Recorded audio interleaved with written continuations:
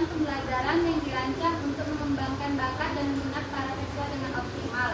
Pada Februari 2022, kurikulum tersebut secara resmi ditetapkan oleh Kementerian Pendidikan, Kebudayaan, Riset dan Teknologi sebagai bentuk pembaruan dalam pembelajaran intrakurikuler yang lebih beragam.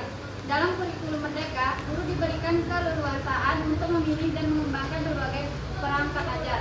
Fleksibilitas ini memungkinkan proses pembelajaran yang sesuai dengan kebutuhan, kemampuan, dan minat belajar para siswa, sehingga pembelajaran menjadi lebih efektif dan bermakna. Selanjutnya yaitu ciri-ciri kurikulum Merdeka. Yang pertama, fokus pada materi esensial, artinya pembelajaran lebih mendalam dan siswa tidak terburu-buru sehingga siswa memahami konsep dasar. Yang kedua, berbasis proyek P5, artinya adanya proyek P5 ini untuk mengembangkan karakter isu nyata. Yang ketiga, fleksibilitas, artinya siswa tingkat menengah atas atau SMA memiliki kebebasan untuk memilih mata pelajaran sesuai minat, terlebih IPA, IPS, atau bahasa. Yang keempat, berpusat pada siswa, artinya pembelajaran disesuaikan dengan kemampuan siswa.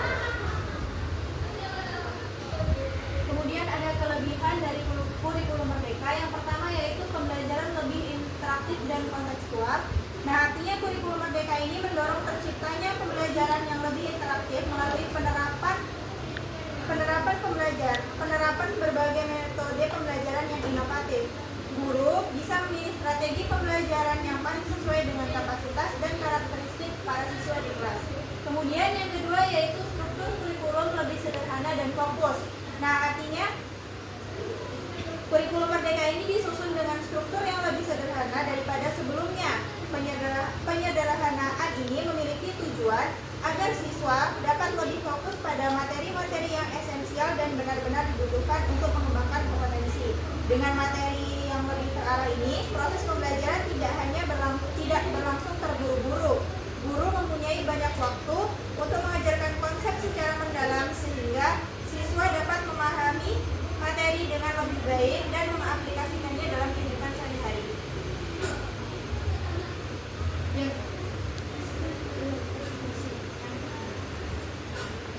Yang ketiga yaitu memberikan kebebasan dalam pembelajaran. Artinya kelebihan lainnya dari kurikulum Merdeka adalah memberikan ruang kebebasan yang lebih luas dalam proses pembelajaran. Kebebasan tersebut memungkinkan para siswa untuk memilih mata pelajaran yang sesuai dengan minat, bakat, dan aspirasi yang dimiliki. Selain itu, guru juga diberikan keleluasaan untuk menyesuaikan metode dan materi pembelajaran dengan tahap perkembangan dan kemampuan siswa. Dengan demikian, proses belajar mengajar dapat berlangsung lebih efektif dan sesuai dengan kebutuhan para siswa. Selanjutnya, ada pun kekurangan dari kurikulum Merdeka. Yang pertama yaitu keterbatasan kapasitas sumber daya manusia. Penerapan kurikulum Merdeka menuntut kesiapan sumber daya manusia, khususnya guru, dalam merancang dan melaksanakan pembelajaran yang inovatif. Proses perencanaan pembelajaran memerlukan waktu, kreativitas, dan kemampuan pedagogis yang memadai. Maka dari itu, pemerintah perlu melakukan sosialisasi yang intensif dan menyediakan program pendidikan dan pelatihan bagi guru secara bertahap dan berkelanjutan.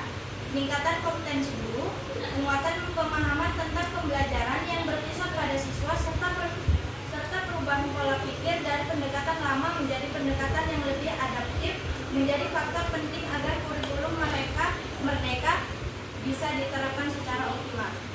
Kurikulum Merdeka adalah kebijakan yang relatif baru sehingga proses pengkajian dan evaluasinya masih terus berlangsung. Kondisi tersebut menyebabkan pelaksanaan kurikulum di lapangan belum sepenuhnya optimal karena memerlukan penyesuaian yang bertahap.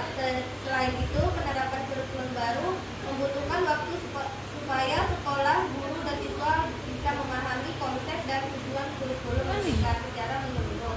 Maka dari itu dibutuhkan evaluasi berkelanjutan supaya penerapannya menjadi lebih efektif dan tepat sasaran.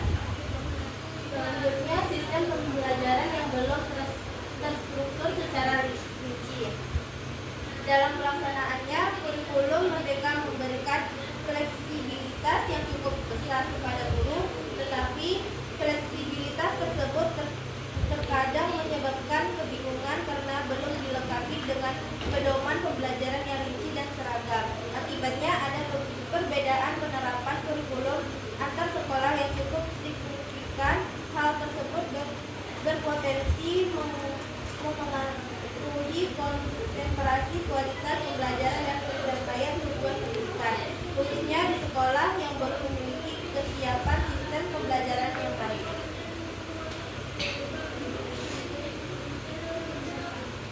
Baiklah, kesimpulan dari kurikulum Merdeka ini yaitu berdasarkan pembahasan tersebut bisa disimpulkan bahwa kurikulum Merdeka mempunyai kelebihan dan kekurangan dalam sistem pendidikan di Indonesia. Penerapan kurikulum Merdeka memberi ruang fleksibilitas dalam pembelajaran, namun juga menuntut kesiapan sumber belajar yang relevan dan berkualitas.